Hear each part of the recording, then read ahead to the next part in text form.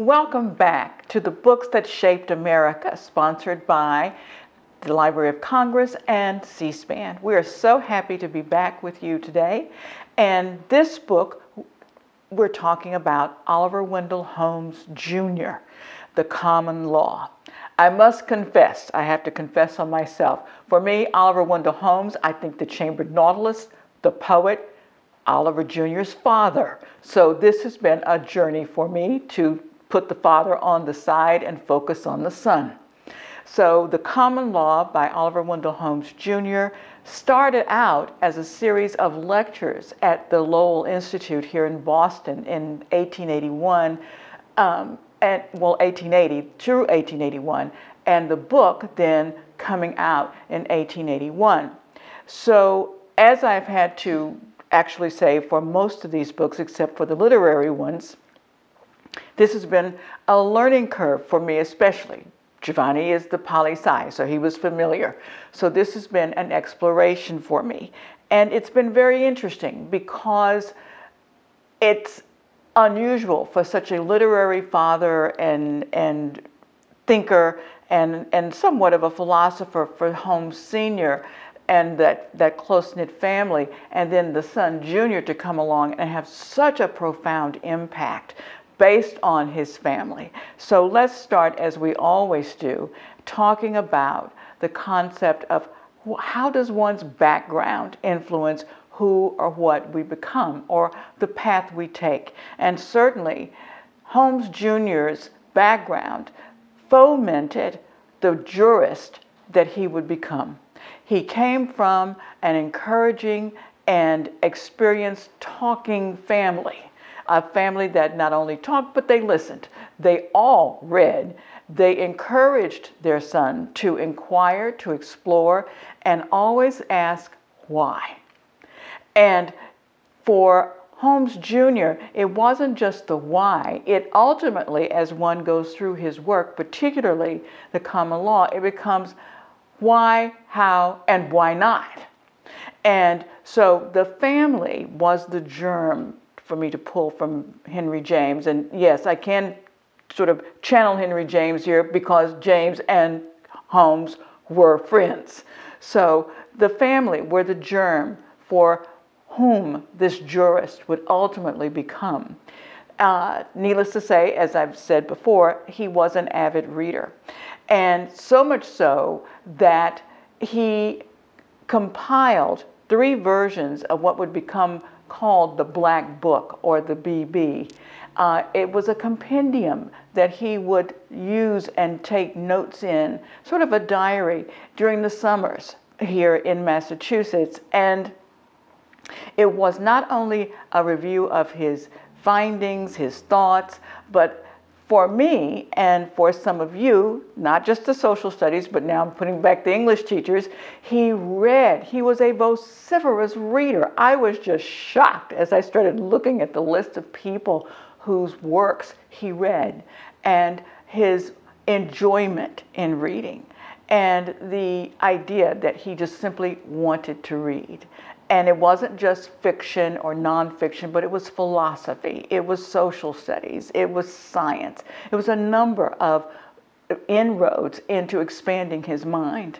So his education, avid reader, the Black Book, his whole community, and this would be typical of Massachusetts, New England really, in the late 19th, 20th centuries, that it would be this enclave of thinkers and talkers, and so it flourished here. So he was in an environment, which is why I wanted to include the community, that whole concept of learning, of wanting to learn, of questioning, of exploring, which is simply here and very prescient in New England. Another thing that influenced him was the Civil War. With his family being so societally conscious, and when I say societally conscious, I don't mean how are we dressed, what are we going out in, where are we eating. It was the idea of duty and the idea of what can I do to help make things better? What can I do to make myself better? What can I do to make myself a responsible person? And so he entered the Civil War at a very early age in 1861. He was in the 4th Battalion of Infantry. He was wounded while he was there. He maintained, of course, coming from his family, a daily diary, and he ultimately exited the Army as the rank of captain. But more importantly, he was asked once to speak to a group of veterans. And the quote, I read his speech, and his quote was just breathtaking. He said to them, "The generation that carried on the war has been set apart by its experience. Through our great good fortune, in our youth, our hearts were touched with fire. It was given to us to learn at the outset that life is a profound and passionate thing. It is required of a man that he should share the passion and action of his time at peril of being judged never to have lived." That just struck me as so powerful, because here you have someone who would ultimately become an exemplary jurist and thinker, but it's also the heart and soul of an individual, a writer, a philosopher, someone who felt the need to make things better than he was seeing if he could. And that one little nugget in that speech not only recognized what all of those who participated in the Civil War intended to do, but the whole point was that they had a duty after the Civil War, from what they had experienced, the losses, the successes, the result, all of that they then had to carry as part of their, what can one say, part of their own being, that they had to move forward. So the Civil War was a key part, along with his family. His career is stunning. And what really sparked his interest, aside from, he did not pursue medicine as did his father, but he wanted to pursue the law. And for someone like Holmes Jr., and that's what I'm going to call him, they called him Wendell at home, but I don't feel as though I can call him that, so I will just call him Holmes Jr. His calling was one to try and make society better, or to help society become all that it could be. And that for him was the law. And there is a quote that we thought Giovanni insisted that we needed to better understand, let's be honest, that I needed to better understand common law. And to be honest, I was in my bailiwick because it started in Britain and Rome, and so I liked the old dead thing, so it worked for me. I wanted students to have a definition of what common law is. Definition of common law, as Holmes understands it and quotes it in his lectures: common law forms the basis of the legal system of England and Wales, and derives from law administered by the royal courts from the 12th century onward. It is distinguished from systems of civil law used elsewhere, and from systems administered by special courts such as ecclesiastical and the admiralty law. Common law forms the basis of the legal system in many countries around the world, including Australia, Canada, India, Ghana, Malaysia, Nigeria, and the United States. So common law is very, very interesting as we move forward in thinking, as Holmes Jr. does, through his series of lectures to students at Lowell and then in the book. The idea in lecture 1, and I'll end here, he says, in lecture 1, to understand their scope fully, to know how they will be dealt with by judges trained in the past which the law embodies, we must ourselves know something of that past. That has resonated with me, because I'm always thinking you cannot understand the present without understanding the past. The history of what the law has been necessary to the knowledge of what law is. So when we come back, we will then delve more deeply into the career of this man who insists that we must have an understanding and knowledge of the past in order to make law and sustain it and to keep it in the present and in the future. To continue with what Holmes told his veteran mates, as we look at his career, and it's important, we thought, to step out his career, just to line it out so that we can all understand how he progressed. We know for sure that he walked the talk. So from 1867 to 1882, he practiced law, which is what he loved. And he was also, during that time, a Harvard College instructor on constitutional law. So now we know he's targeting in on something that would be his lifelong pursuit of not only understanding himself, but explaining it to others, not just his contemporaries, but to those of us in the 21st century. He was the American Law Review from 1870 to 1873. He was the editor of commentaries on American law in 1873, the 12th edition. Let me just pause it here to explain it's not enough just to be engrossed in one's field, but it's important to understand the variety of roads within one's field. So he was not just an attorney, he was a writer, he was an editor, he was a thinker, he processed so much.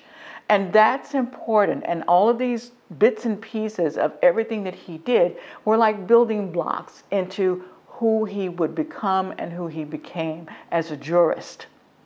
He was invited as a law lecturer back to Lowell Institute, focusing again on common law. And then he was appointed Weld Professor at Harvard Law, forgive me. He was given the appointment of Weld Professor at Harvard Law School in 1882. So again, another step, not just an instructor or a temporary person, he was a professor at Harvard Law, which means that he understood just about everything he needed to understand about the law. And yet, what fascinates me about Holmes Jr. is that he never stopped learning. He never stopped his curiosity or his questioning that comes back from the family influence of always asking why not, how. He also was appointed to the Supreme Judicial Court here in Massachusetts in 1882, and he served there for 20 years.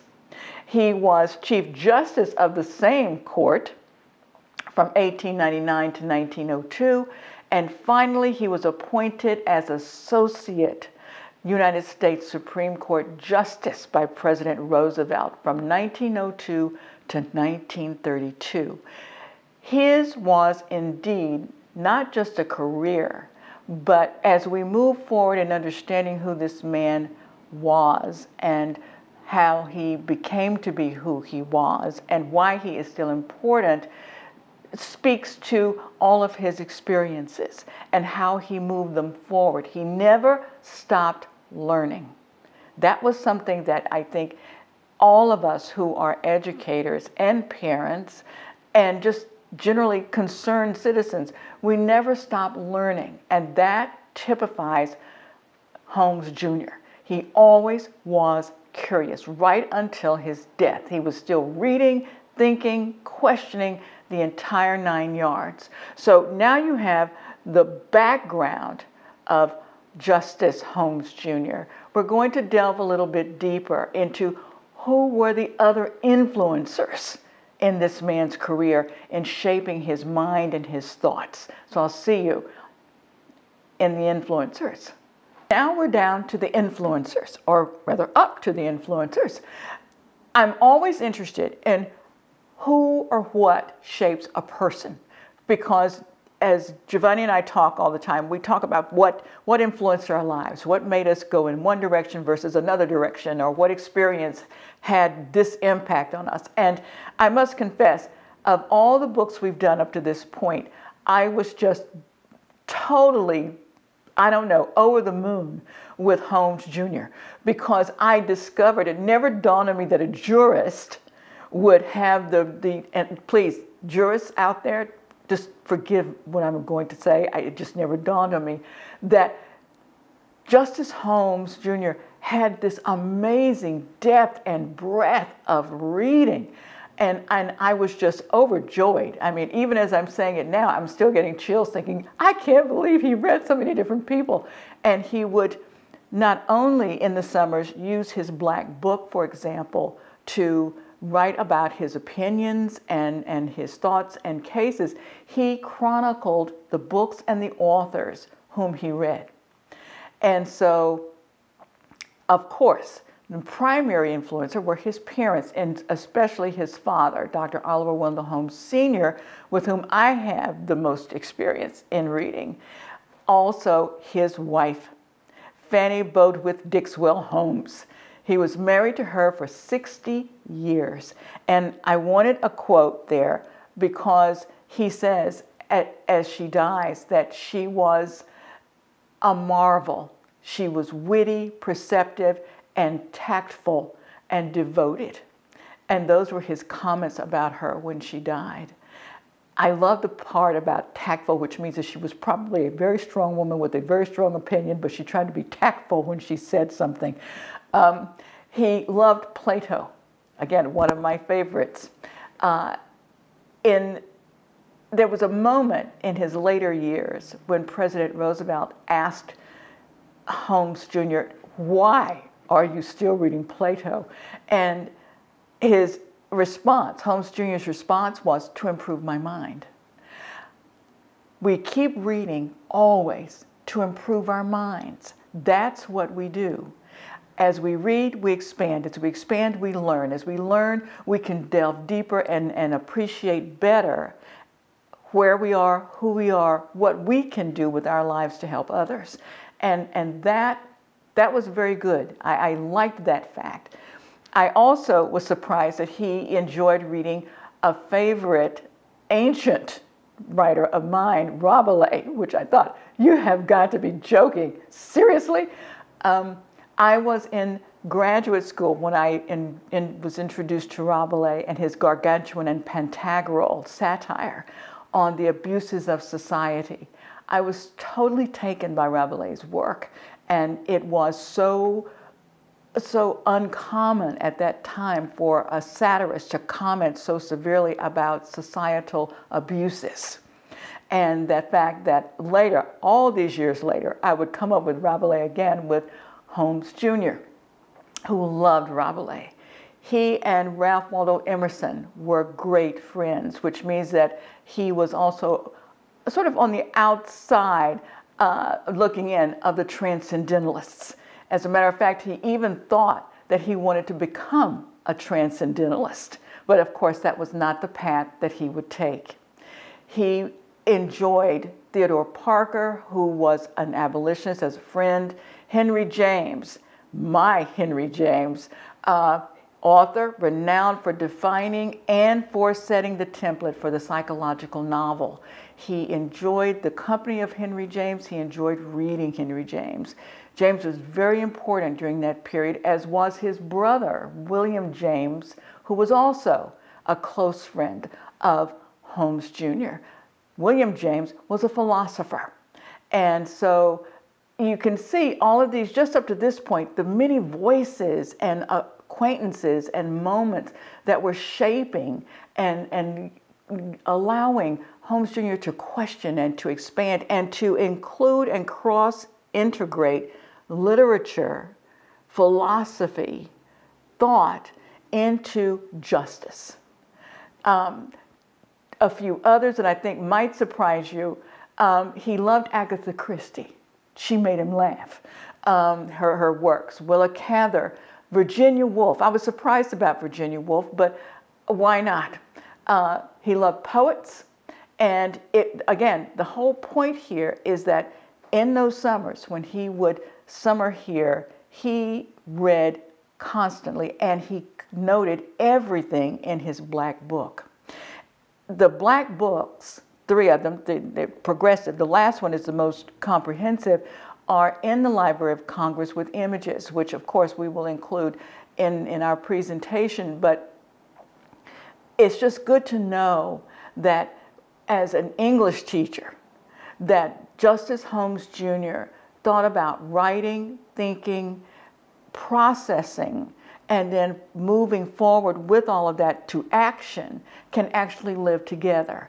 And I think that sometimes we get to a point where we think that our content courses are separate entities, never to meet or to gel or to integrate. And here in this one man, everything comes together. The other influencer for him was the European tour. And as I was reading about the European tour, again, surprised me that Justice Holmes would have, quote, the European tour. And then it dawned on me, I even wrote a note to myself, Jocelyn, define it. So in the 18th and 19th centuries, and now even in the 20th, 21st century, some students, if they are able to do so, call it a gap year. They take a gap year to go traveling. But in the 18th and 19th centuries, that, quote, gap year was the European tour.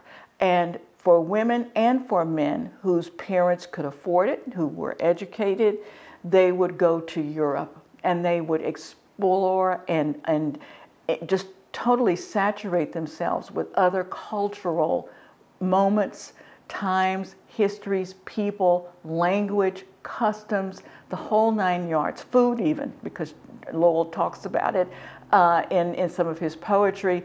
And so also with Holmes Jr., he would talk about his various experiences abroad.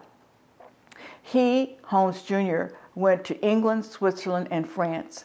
And those countries would, of course, have a huge impact later on as he continued to grow and mature as a jurist. So again, that European tour, sometimes it was called a pilgrimage, literally a pilgrimage, occurred in 1866, and he was profoundly impacted by that, as were so many who did take, quote, the tour. It was something that educated parents did for their children. We move now to the historical snapshot, and we've talked about the family, we've talked about his education and his European tour. I want to focus more clearly on the Black Book. As I've said, in the resources you'll have the link for the article of one of our resource scholars who explains that the Black Book had 3 iterations, and they began in 1881. But he continued writing into the Black Books until his death. And he ultimately, as he was reading and writing and becoming an attorney and becoming a justice and so forth, he gained the moniker, the Great Dissenter. And so now we get into writing. You know, again, here we are. He's not just talking, he's not just reading, he's not just thinking, he also writes. And so he had several, I shouldn't say several, there were many cases where he had major decisions that had to be, that were just phenomenal in what they did. And on the other side, I want to go a bit more deeply into 3 of them, which really resonate today. He had many of them, but we couldn't list all of the cases that he covered. But there are a few that I think students will find relevant and that we can come back later on when we make connections and show just how impactful his thoughts, his written opinions were then, but especially how impactful they are today. I have to start this part of the section thanking Giovanni for all of his research on Justice Holmes Jr.'s cases. He not only enjoyed it, but it's just part of his background, and it took him a long time to gather them, and then I had to read, and he had to explain some of them to me, and then we talked. And there are too many cases that he heard, that he wrote about, his opinions, for us to go over. But we did cull out a few that we thought students could use both in English language arts as well as in social studies. And again, the ones that you don't hear, which are numerous, will be in the resources. But we wanted to start with one that's called Lochner versus New York in 1905. And he, of course, wrote the dissent. Judges should defer to legislators in most cases involving regulations of the economy. When we read this one, it sort of resonated with everywhere we've been in the books that shaped America. It's all about the powers. It's this idea of equalization, that power lies in no one center or no one nucleus. It's an oversight. And so the idea of deferring to the legislatures was very interesting in regulating the economy. And that was crucial because here we are in the 21st century, and that idea, the Czech versus United States, is still a part of our Constitution. Justice Holmes Jr. had many cases and many opinions, more than we could even possibly think about covering here. However, Giovanni did landmark cases of his, which was so helpful. He wanted to do it, he enjoyed doing it, and he enjoyed explaining some of it to me, most of it to me. And so while we have more listed landmark cases than we can cover, we wanted to just target a few so you could get a feel for what he was accomplishing. One was Lochner versus New York, where he wrote the dissent stating that judges should defer to legislators in most cases involving regulations of the economy. That has lasted with us until this very moment in our government.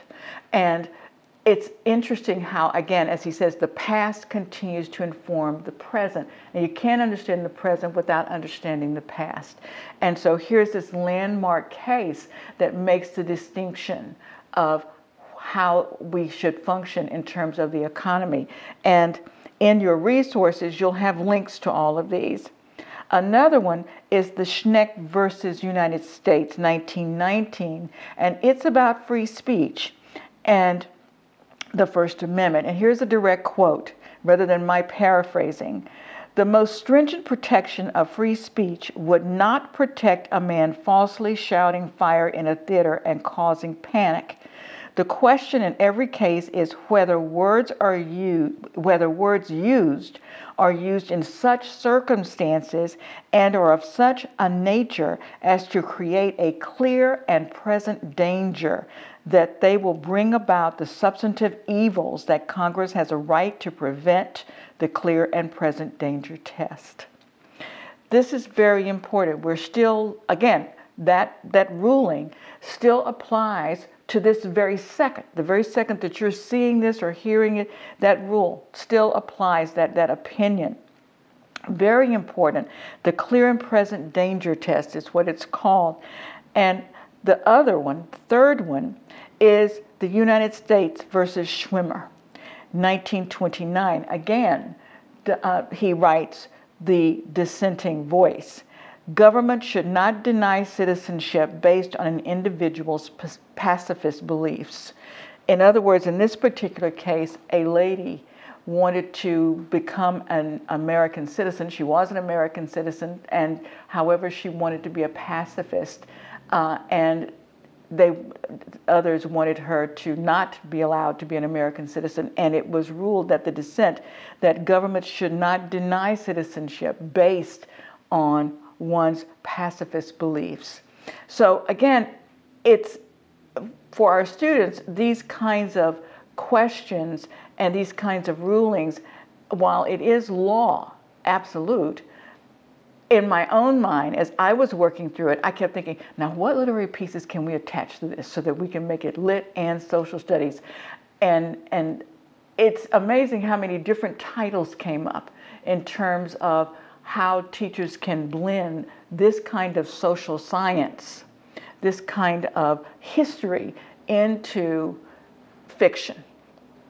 And that, of course, will be in the instructional strategies. But I just wanted you to understand that, yes, we're going to tie them together and we're going to do it. I even figured out some middle school texts, Poe, for example. And I'm just thinking, I can't believe that Poe fits, but he does. He actually fits in some of these. So we will have the connection between fiction and actual history and court cases. I mean, how many of us, let's just be real, how many of us who are teachers, thinkers, social studies people, parents, how many of us when we were in junior high or high school thought about the connective tissue between the justice system, opinions that are being made and made into law, and fiction or essays?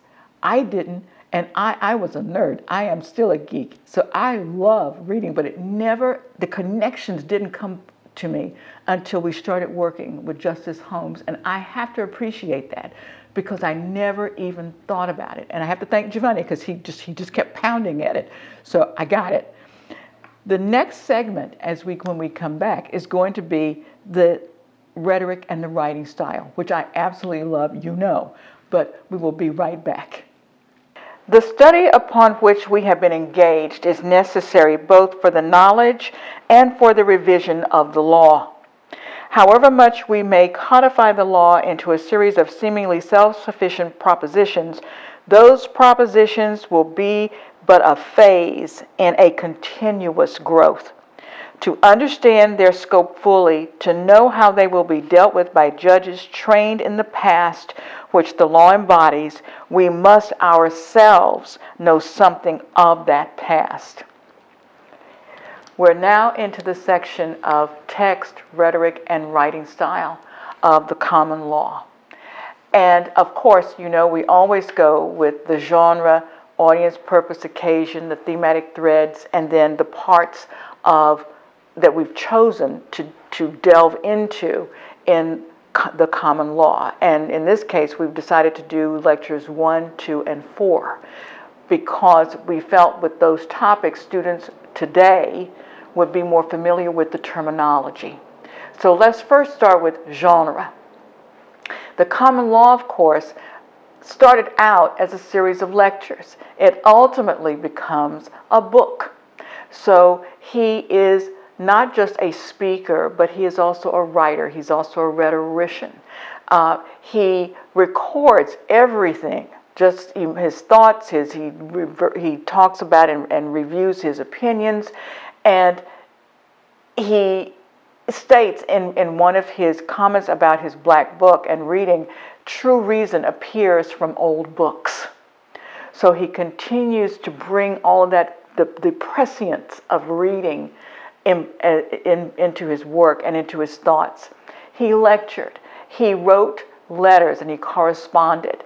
I have often said, not only to colleagues but to students, it's always wonderful when one can have an author, or in this case, a jurist, who leaves behind primary resources so that we don't, as scholars, have to speculate or interpolate. And so here, what we're hearing with Justice Holmes are his thoughts, his voices, his letters, his lectures, and that's so critical. His audience, now that becomes very interesting because, of course, his audience would be the Brahmins in Massachusetts, but also his audience becomes the world because of his pilgrimage, because of his thoughts, because of what he says in these lectures in terms of bringing in world culture. How did we get the laws in the beginning? Where did they come from? Which is why we began this series with a definition of the common law. And so the audience is all of us in this. It's not just a specific audience, not men, not women, not boys, not girls, not whatever. It's people. It's a society, a community where laws and ideas have to exist in order for there to be continuity. The purpose, of course, in his writing the common law is not only to put his own expressions down, but to help us understand what we didn't know. Now I'm going to repeat that. To help us understand what we didn't know. I would suspect that the majority of us are not aware of the true threads and tendrils of our system of jurisprudence or of laws or how laws are made or how far back it goes. He takes it all the way back.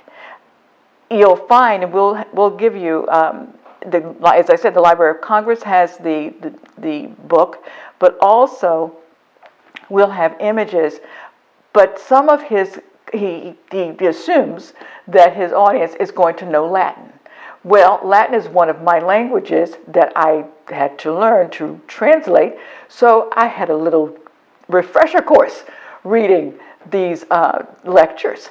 And we have translated them for the ones we're doing, for 1, 2, and 4, we've translated all the Latin so that if you choose to use excerpts, you'll have that Latin translation. But I bring that up because he takes his time to unravel the history of how we came into where we are legislatively.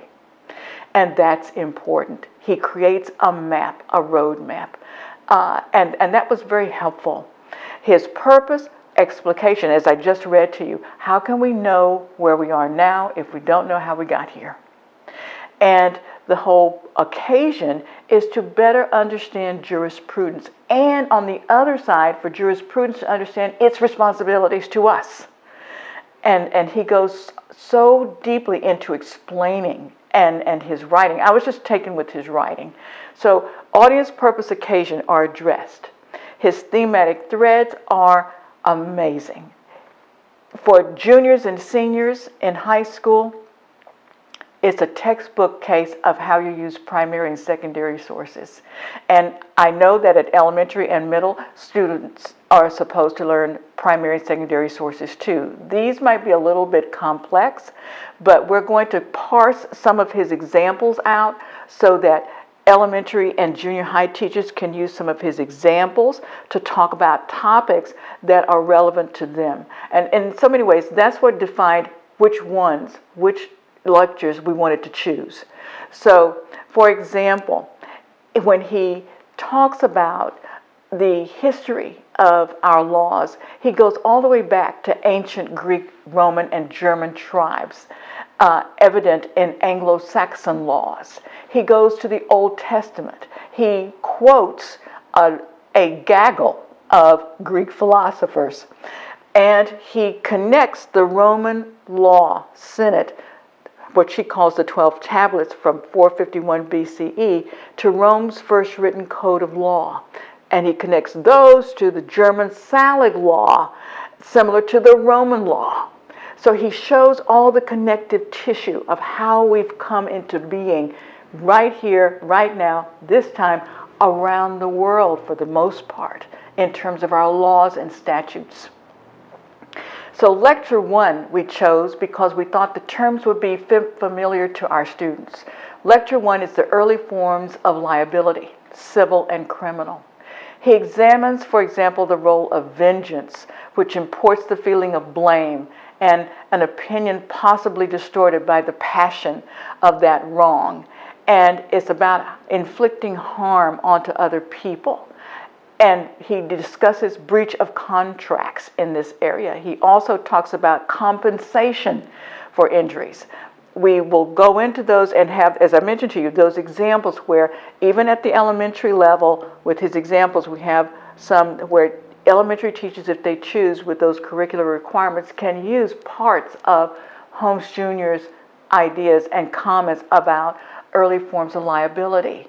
And just the term itself, liability and compensation. Lecture 2, the criminal law. With the criminal law, he discusses the idea of the difference between criminal and civil liability are the same as choice.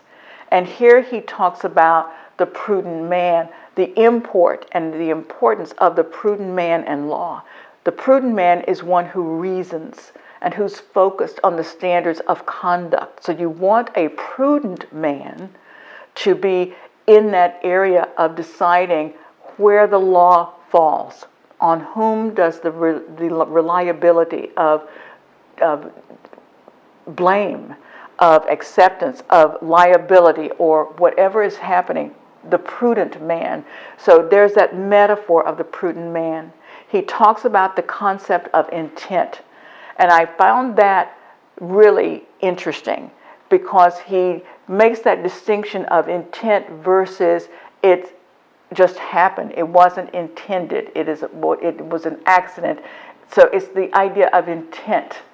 Did you intend to do that? Did you intend to inflict harm? Or did you not know that harm was going to occur? Is that possible? And he goes very deeply into how that is possible, that sometimes one can make a mistake without intent. But if one has intent, then one consciously understands what one is doing at that time. He also talks about the role, and he goes into definitions, the roles of vengeance, manslaughter, murder, malice, theft, and larceny. I found that section so interesting because he not only defines, but he illustrates.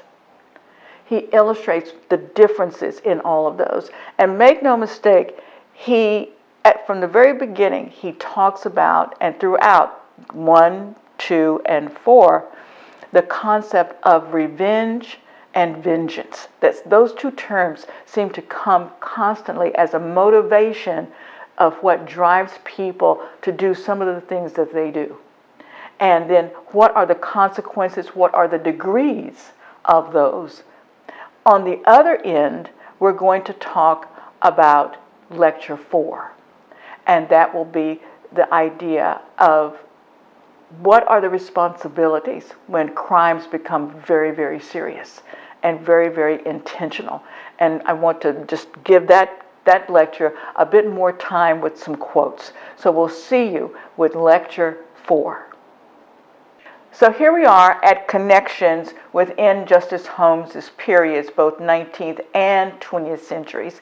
So it behooves us to just simply look at first what his colleagues thought of him as he began his moment of retirement.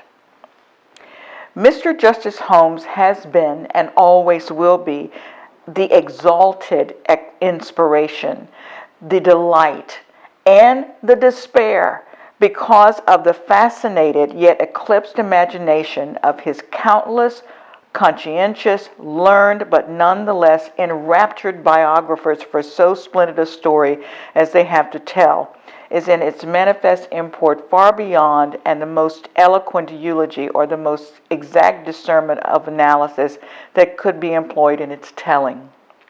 He lived in the ever-present illumination of his own thought, whether in the lecture room, in the gaieties of his friendships, or even in the solemnity of the courtroom, as in the very midstream of the currents of human life. His ear was attuned to the infinity of its voices as they spoke to him from the tumult of its rushing rapids, from its restless power, magnificent in its energies, but to him, most impressive in its obedience to the omnipotent laws of the ordered universe. One could wish such accolades at one's end from others. And as we move into his impact and import, let's remember that eulogy that was so wonderfully stated about him. His connections for the 19th century, along with that quote, also involve his decisions and summaries.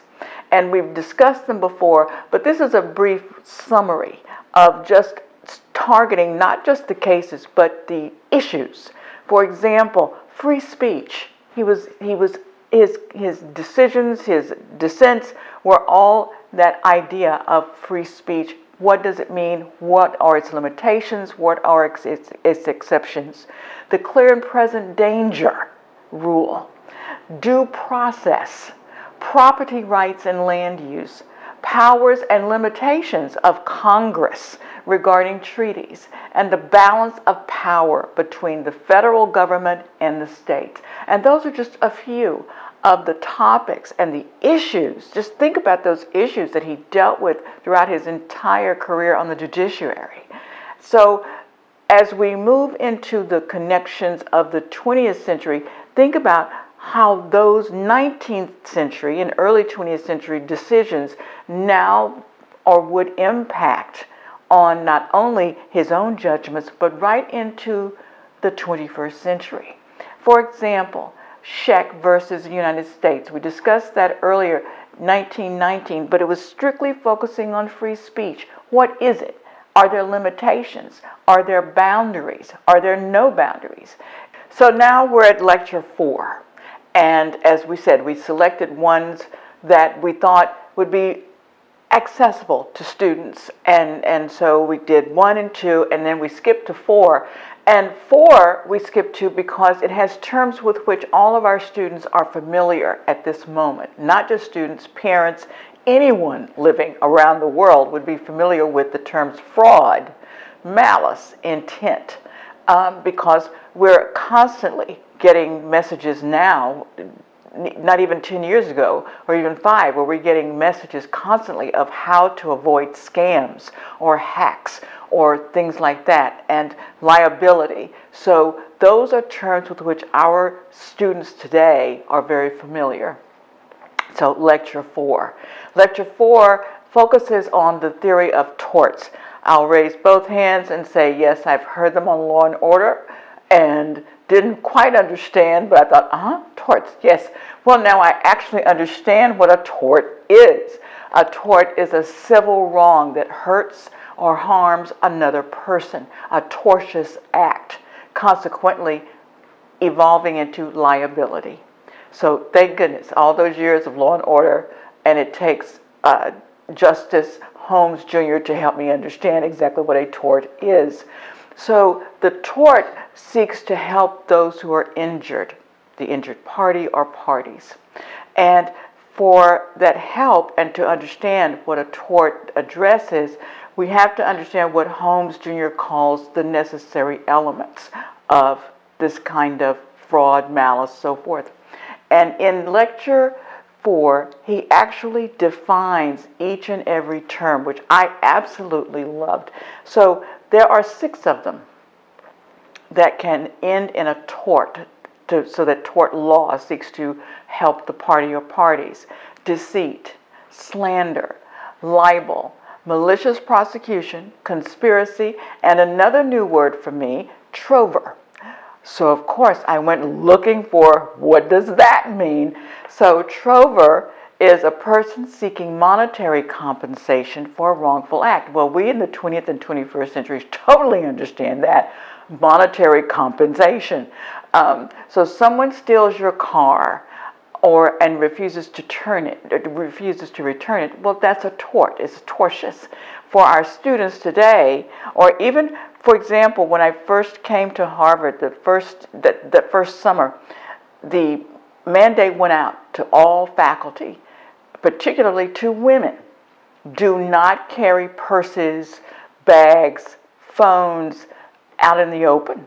Well, coming from Texas, that was just a little different. But I certainly did understand what it meant once I was on a shuttle and I was standing up on one of the buses and a lady, literally, I'm just standing there waiting for the next stop, and a lady decides to get on and she says, "May I use your phone?" And it took me process time to figure out and remember what the folks at Harvard had reminded us. Don't have your phone out, don't have a purse, don't have this. And I thought, no, you may not. And I have never forgotten that moment, because for a split second I was going to say, well, of course you can. Sure, you can use. It would have been a dumb move on my part. So trover, a person seeking the compensation for a wrongful act. So with our students today, it's the idea of stealing cell phones or the smash and grabs, for example. Those fit under that heading of torts. And the section of the tort is very, very interesting, again, with the examples that he uses.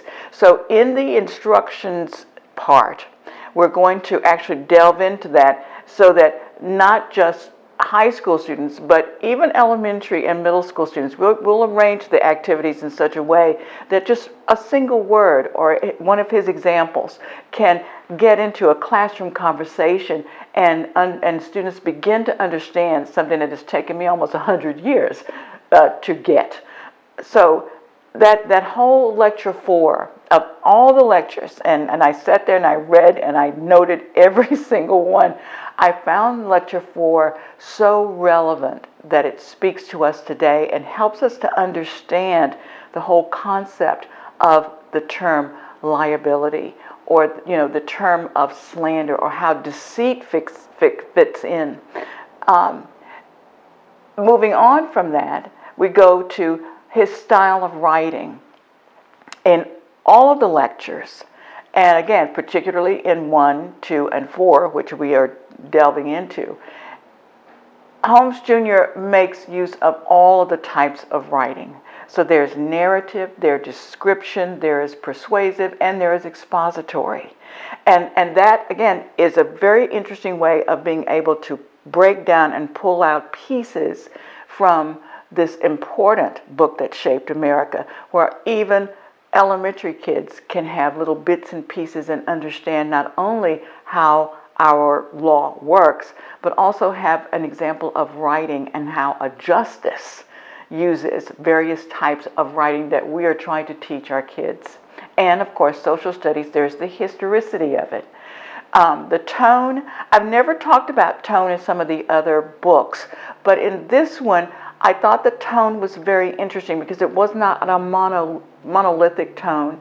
There's something sober in this. It's clear and it's explanatory. So you would think that in a series of lectures that are so dense, you find that you can understand it. And let me say, I can understand it. I am certainly not an attorney. I am not a lawyer, attorney, certainly not a justice. Nowhere close.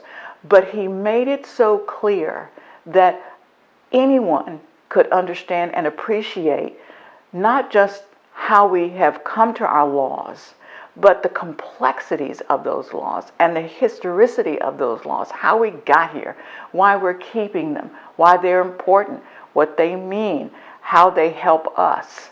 And lo and behold, one word that keeps coming back through all of the lectures is the difference between intent and non-intent. And I think, that's a very interesting topic or thematic thread to talk about with students, that whole concept of intent.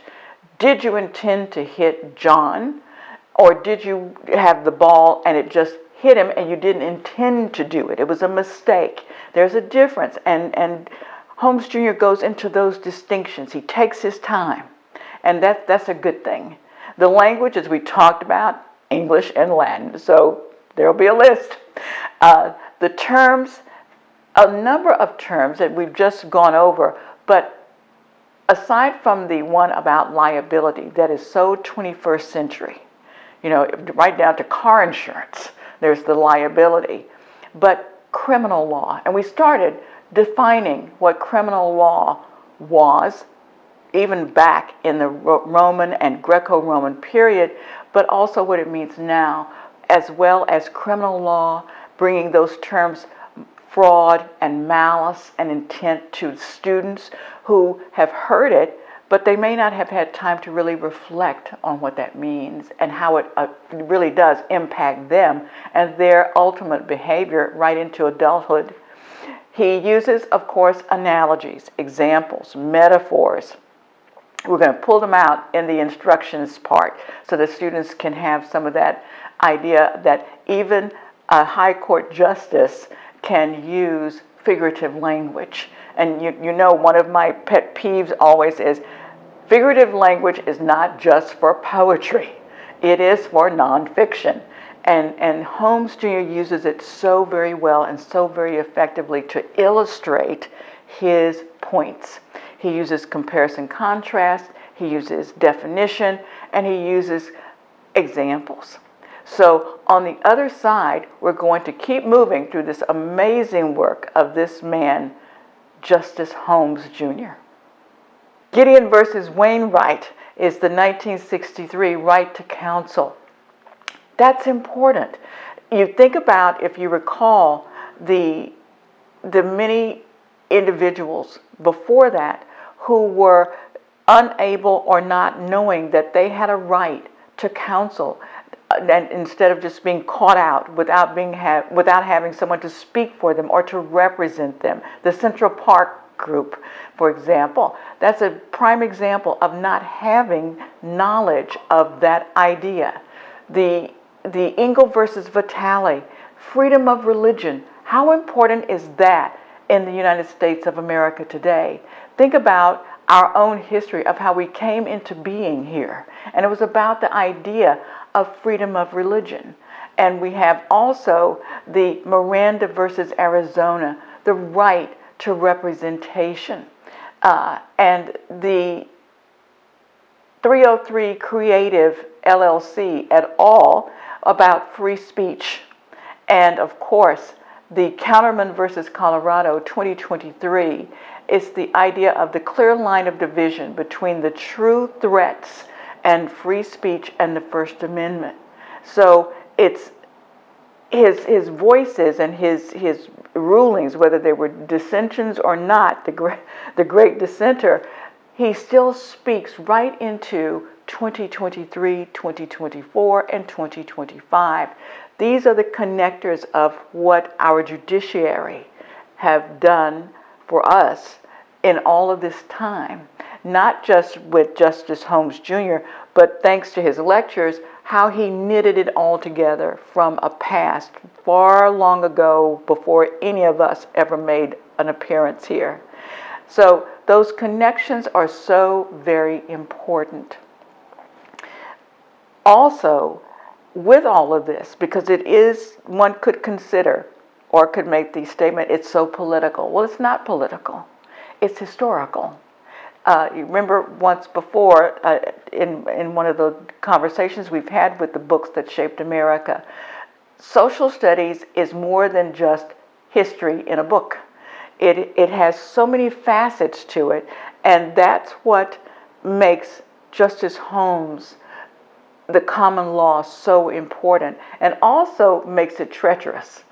So as we begin teaching it, and as you begin teaching it, think about not only the integration between social studies and English language arts, but also think about student identification, how they will understand it. You may remember earlier we talked about how Giovanni and I have discussed how we can integrate just some of his techniques for elementary and middle school, but the real meatier parts of the thought and the laws, that's for the high school and for pre-service teachers in college. So my one admonition would be, as those of us who are trying to introduce students to these lectures, remember your own personal views have no place here. It's all about the voice of Justice Holmes Jr. and allowing the students to create their own critical thoughts and form their own critical questions and really grab and think about how those rulings, how those words impact them.